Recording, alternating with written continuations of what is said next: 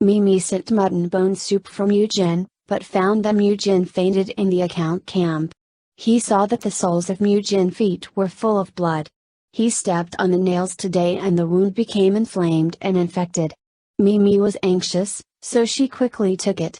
Rubbing the wine on Mujin's body, let Mujin cool off. On the second day, Mujin woke up to find that his clothes were stripped off. He was a little frustrated with Mimi's frivolity, but Mimi only cared about Mujin's safety. She remembered that her mother also stepped on rusty nails and died of fever. I am very grateful that Mujin is safe. For Mimi's concern, Mujin felt warm from the bottom of his heart and also accepted Mimi's personal care. After recovering from his injury, Mujin came to see Ashley Falcon. He actively mentioned that he wanted to go to Yunzu with Mimi to buy supplies.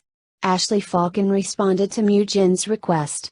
Knowing that Mimi was going to Yunzu, Chang Ji took the initiative to make a purse for Mimi. Although her craftsmanship was clumsy, Mimi regarded her as a treasure and regarded Chang Ji as her family from the bottom of her heart. Lian is making a living in the embroidery workshop. Knowing that a batch of cloth from the embroidery workshop has been withdrawn, Lian promptly suggested to Chai Nyingzai that the cloth should be sold at the market. Jiaodu embarked on the journey to find Lian. Shu also kept running around looking for Lian. The two met at the inn and saw that Shu was infected with the wind and cold. Jiao couldn't help reminding Shu to take good care of herself. At the same time, Jiaodu also told Shu Li Shimon's will, and let Shu leave for Qian. He would do his best to find Lian. After that, Jiaodu saw the veil embroidered by Lian in Hu Langjun's hands. After a little inquiries, he learned that Lian was still in Yunzu, so he returned to Yunzu again. In the Zhujiao embroidery workshop, Lian learned that Yunzu had a group of teams going south, and she planned to follow the team back to Luoyang. In the future, she would repay Lady Chai well. Before leaving, all the embroidered women in the embroidery workshop went out to help the embroidery workshop sell fabrics. Lian coincidentally met Mimi when she was selling the fabrics. Mimi followed Mujin to buy supplies on the street. Mimi wanted to buy them.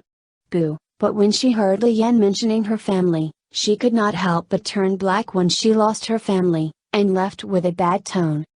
Mimi continued to wander around with Mujin, but when she was about to pay, she found that her purse was missing. She thought to herself that Lian had stolen her purse, so she came to Lian aggressively, and Lian defended her. The purse belonged to her, but Mimi was reluctant. She told the characteristics of the purse and took the purse from Lian in public. Lian did not expect that Mimi would know the shape of the purse embroidered by Chink. She was caught on the spot. As a female thief, my heart is full of grievances. Lian cried and returned to the embroidery workshop. Nyingzai Chai cried because she thought Lian could not sell the cloth, but Lian gave all her income to Nyingzai Chai. She sold a lot. Nyingzai Chai secretly paid part of the money. It was given to Lian to remind Lian to take care of herself when she returned to Luoyang. Lian cried and hugged Chai Nyingzai and thanked Chai Nyingzai for her help. Mujin looked for a purse along the road for Mimi. After seeing the exact same purse that Mujin took out, Mimi knew that she had blamed Lian. She went back to the street to find Lian, but Lian was no longer there. The two purses are exactly the same. They must have been made by Chink. Mimi didn't know the identity of Lian, so she decided to go back and ask Chink again.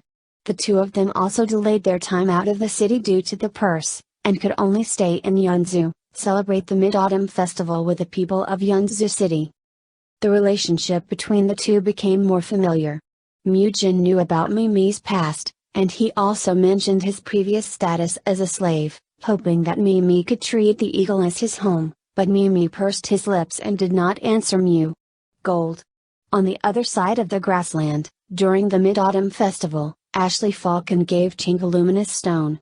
His concern for Chink is self-evident, and he hopes that Chink can live peacefully and happily. The next day, Mimi brought the two purses to Chink. Chink learned that Lian was selling cloth in Yunzu, and expected that Lian was in an accident, so he rushed to Yunzu to find Lian without hesitation. On the other side, Ashley Falcon received an urgent report from the Great Khan, and he decided to go out immediately, but he did not intend to tell Yunji about this matter.